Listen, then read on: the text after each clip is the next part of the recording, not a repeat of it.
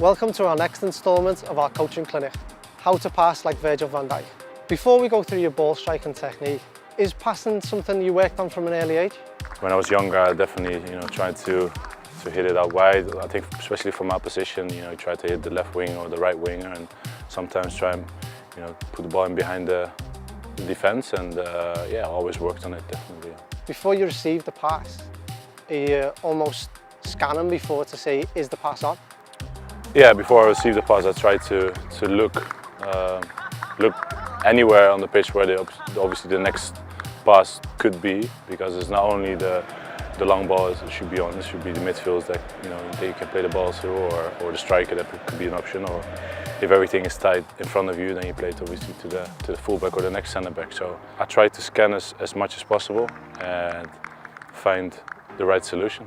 I think the main thing, what I've learned back in the days as well, is that when I was younger, I tried to put so much power behind it.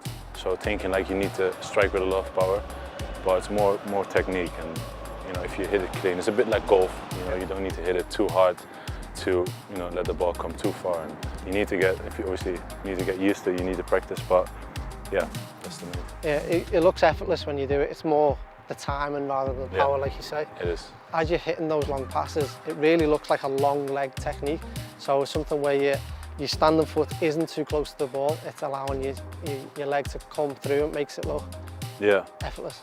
Sometimes I decide when I strike the ball where I want it. So sometimes I see, when I get the ball, I see the fullback already running, for example, to Mo, and I think in last minute might be an option to play to Trent. So then I can hit it sort of with the more laces outside the foot, so the ball turns away from the fullback and cuts across it a little bit. Our next clip is where you've driven it along the floor. Obviously, when you lean backwards, I think the ball goes higher, and obviously when you lean a little bit more forwards, then the ball stays lower. And when you have obviously the spaces there to pass, and you can pass it over the ground, then I think that's always a good. But less risk to keep it on the floor. It's less risk, and I think the ball's getting quicker there as well. So if you get it out there quicker, you're a defender yourself.